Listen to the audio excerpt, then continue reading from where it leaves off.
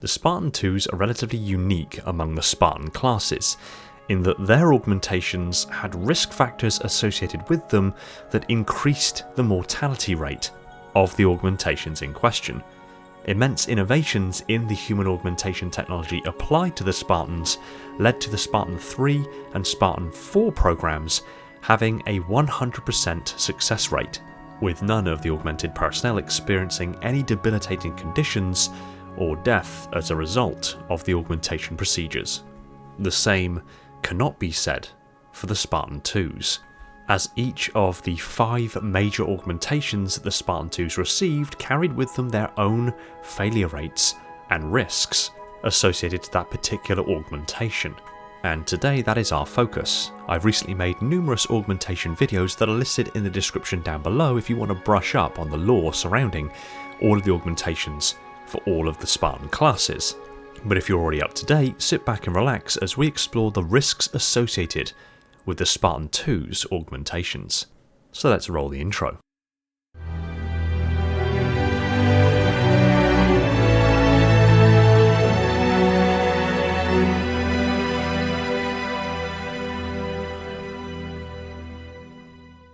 Hey everyone, welcome back to Installation 00, and the risks associated with the Project Aster augmentations are rather horrendous, especially given the fact that the Spartan-IIs are widely considered and accepted as being the strongest of all of the Spartans.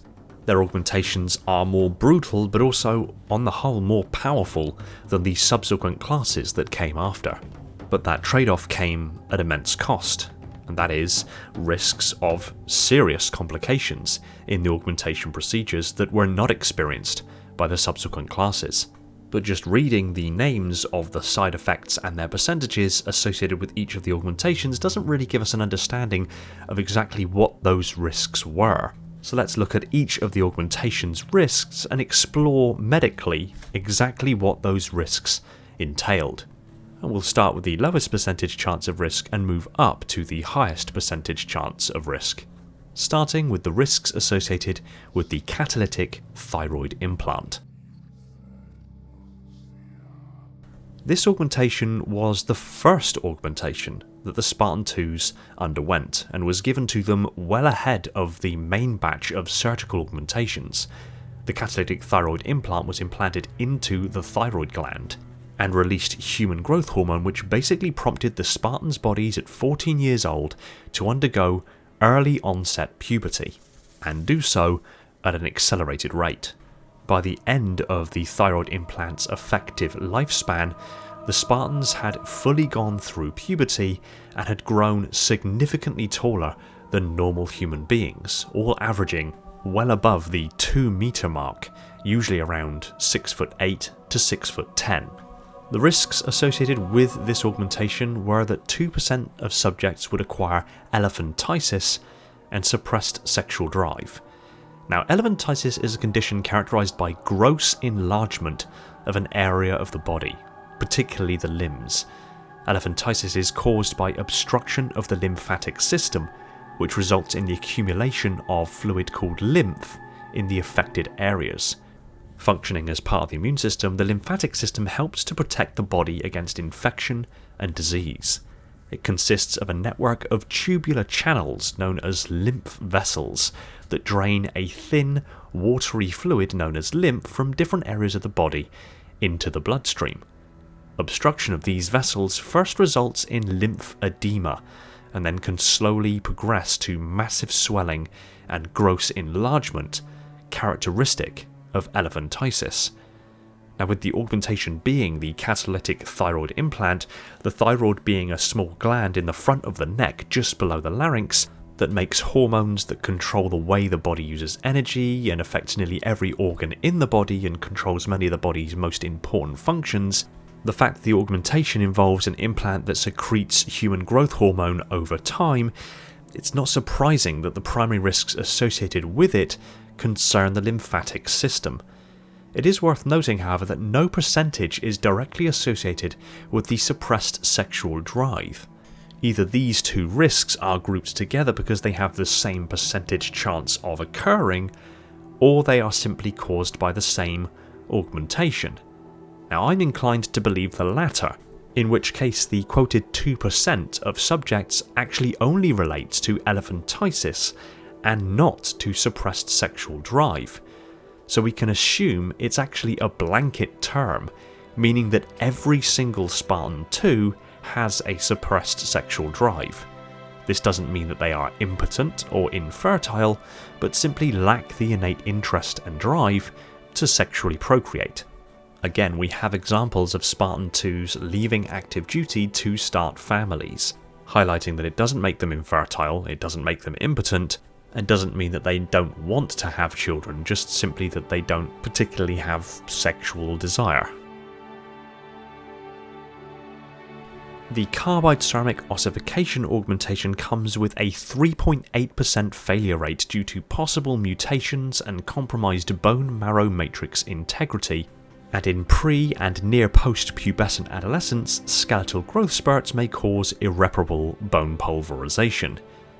Now, the bone marrow matrix, also known as the extracellular matrix or ECM, is a complex non-cellular network that's made up of many components, including fibrous proteins, proteoglycans, glycoaminoglycans, minerals, and non-collagenous proteins. Hundreds of these proteins are present in ECM, and some regulate bone formation and regeneration. The ECM actually has many functions, including providing a mechanical scaffold for bone marrow formation, serving as a source of growth factors such as stem cells, promoting the expansion of mesenchymal progenitor cells, preventing differentiation into osteoblasts, hemogenesis, and many, many others. The bone marrow is basically the functioning organ aspect of our skeletons. Seemingly, the carbide ceramic ossification can compromise the bone marrow matrix by causing possible mutations in this very delicate and complicated network of non-cellular components that would then lead to bone marrow necrosis and thus death. The carbide ceramic ossification is widely accepted as being a carbon-based ceramic plating grafted directly to the bones. Now, the bones do serve a purpose beyond just being structural elements of our bodies, but also as organs capable of producing blood and numerous other cellular activities critical for skeletal and bodily functions. Encasing the bones in a ceramic severs the microcapillaries that penetrate the bone and isolate the marrow from the rest of the body. If these circulatory structures are not re-established, the bone marrow dies, and thus no new blood cells or supporting biological functions of the bones can take place. This is quite lethal. This is likely why the carbide ceramic ossification wasn't supposed to exceed 5% of total bone mass, and why the material itself was probably designed to be microporous to allow the re-establishment of these blood-carrying structures, but evidently still came with this 3.8% risk. On top of this, if the subject experiences any growth spurts of the skeleton following the augmentation, while the bones are trying to grow, the ceramic plating of the bones does not grow with the body. It is inert, meaning the bones pulverize themselves within the hardened shell of ceramic plating, causing debilitating pain, failure of the bone's structural integrity, internal bleeding, cell necrosis, an eventual toxic shock syndrome, and death. It is also seemingly evident from the washouts of the augmentations that at least some of them experienced bone pulverization and deformation directly as a consequence of the surgery being performed. Skeletal deformation as a consequence of grafting material onto the bones suggests that perhaps the bone's own process of osteogenesis is augmented to aid in the uptake of the ceramic plating, and this alteration to osteogenesis led to the deformation of their skeletons. Moving on to the muscle enhancement injections, and 5% of test subjects experience a fatal cardiac volume increase. Now, this is a sufficiently vague statement as to possibly be two symptoms, so we'll explain both. Cardiac volume increase in relation to muscle enhancement injections can mean hypertrophic cardiomyopathy. The heart is a muscle and thus could experience similar augmentation effects as the skeletal muscles to this particular augmentation. This would lead to the muscles of the heart growing thicker and stronger. This makes the walls of the heart stiffer and thus more difficult to flex, as they should, to allow the chambers of the heart to effectively and efficiently pump blood. This leads to a number of serious health conditions, including atrial fibrillation, heart failure, stroke, and ventricular arrhythmias. It is assumed, due to the augmentation's nature, that this progresses nearly instantly to atrial fibrillation and then full heart failure. However, the other symptom that the wording could mean is high output cardiac failure. High output cardiac failure can be simplified into two main categories. There is an increase in the body's demand for blood from increased metabolism, or there is a bypass of the arteriolar and capillary bed causing an increased flow in venous circulation from a lack of resistance, leading to increased oxygen consumption and a low systemic vascular resistance, respectively. These processes both lead to an increase in cardiac output, either by cardiac remodeling or tachycardia and chronic plasma volume overload. The problem lies with an increase in the body's demand for blood that the heart is not able to provide, even with a normal cardiac function. In terms of cardiac output, a high cardiac output state is defined as a resting cardiac output greater than 8 liters per minute, or a cardiac index of greater than 4.0 per minute per meter squared. And ultimately, heart failure occurs when that cardiac output is insufficient to supply the demand. So it could be that the heart thickens and thus becomes less efficient at moving blood around the body, or the almost instant increase in blood demand from the skeletal muscles is far too much for the heart to handle, causing it to fail. I'm inclined towards the latter because it makes a lot more sense. The muscle enhancement injections are injected intramuscularly, not intravenously, and are designed to increase the muscle fiber density to nearly double that of a normal human. There may be some curtailing effects on the heart through circulation, but overall, most of the catalytic processes would have already taken place within the skeletal muscles. Imagine you could click your fingers and immediately have the strength of a lifetime powerlifter. That's great, but lifetime powerlifters have strengthened their muscles over years of development, which has also meant their cardiac systems have strengthened as well to accommodate that increase in muscle mass.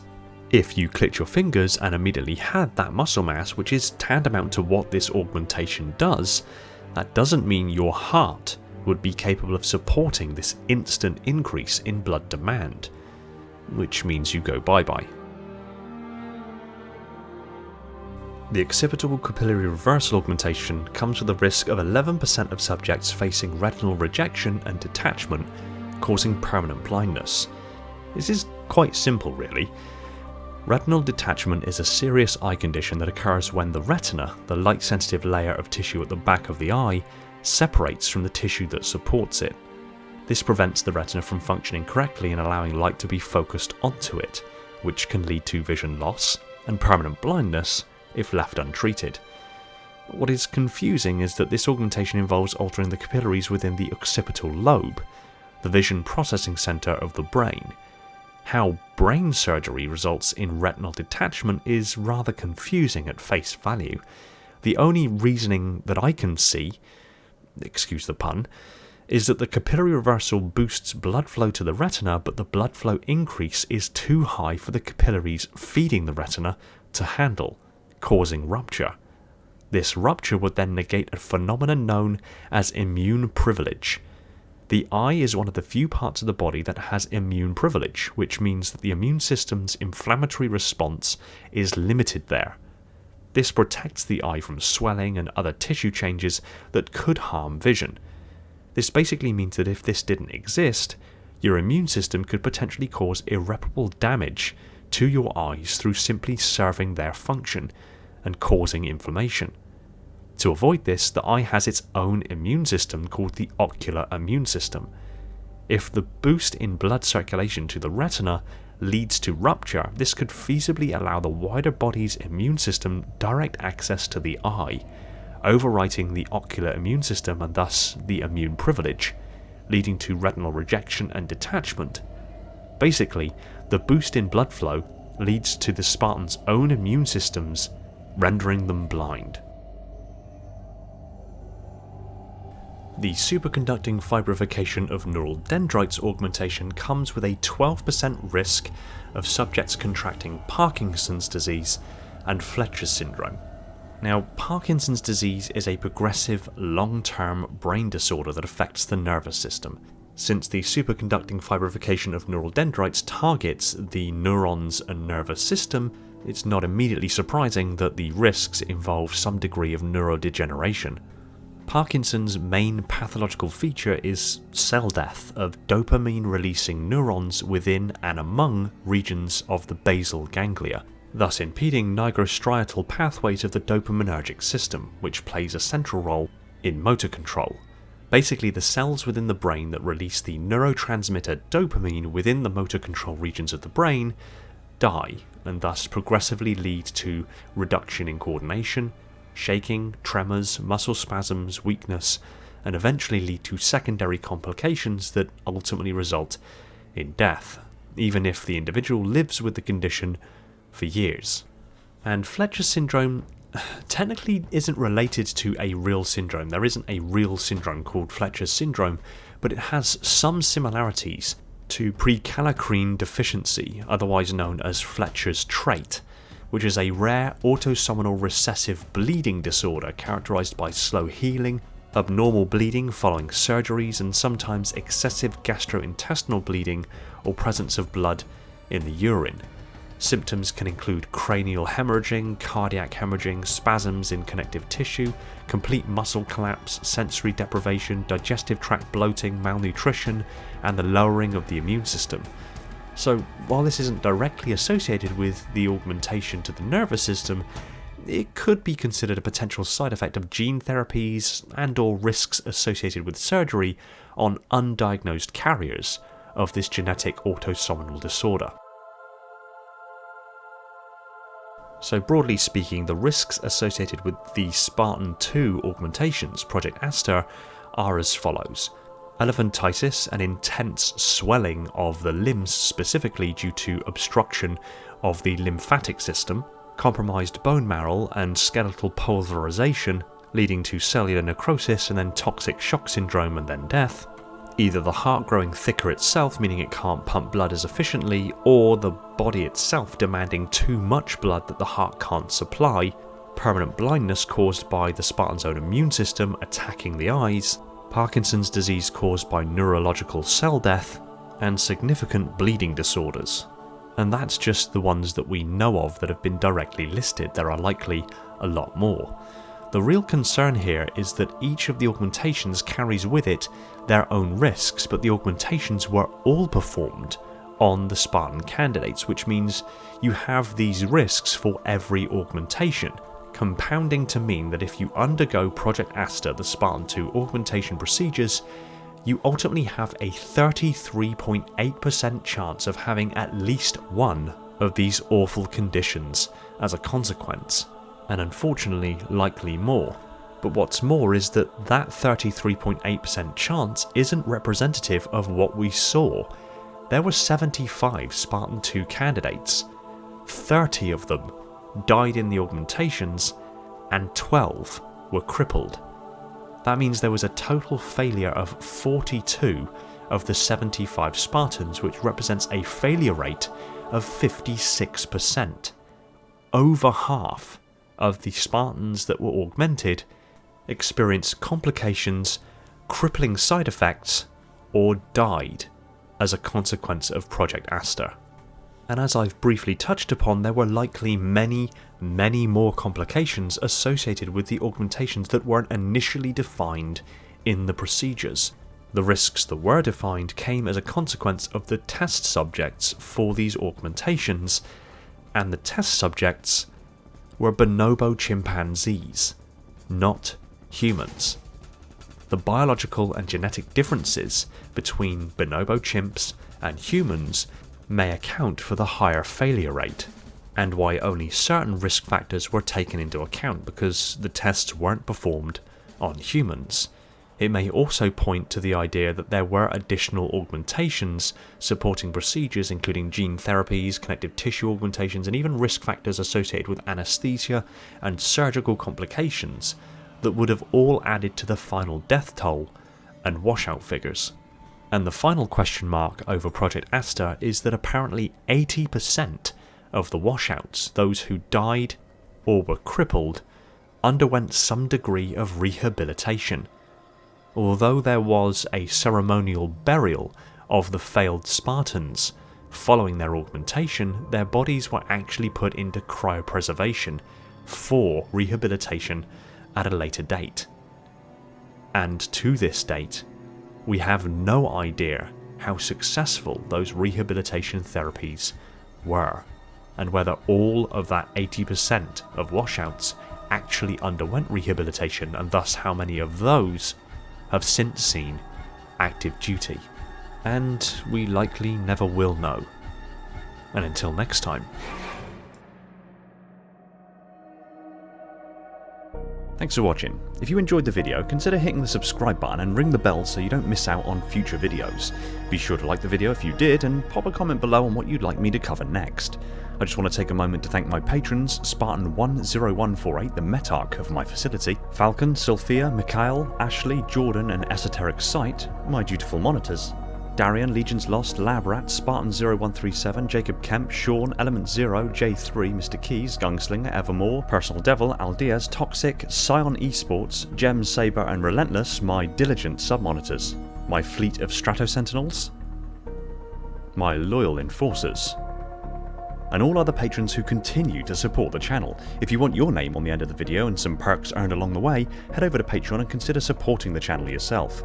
Big shout out to my Tier 0 Transcendent YouTube members, Spartan-137, Jacob Kemp, Talia, Fenrir, Bornstella, Jimbo, and Balaz, and all the other YouTube members keeping my installation running on that glorious vacuum energy, with a special mention to the Accursed Hunter. Shout out to John due to the mathematical formula used to determine the area within a pentadodecahedron.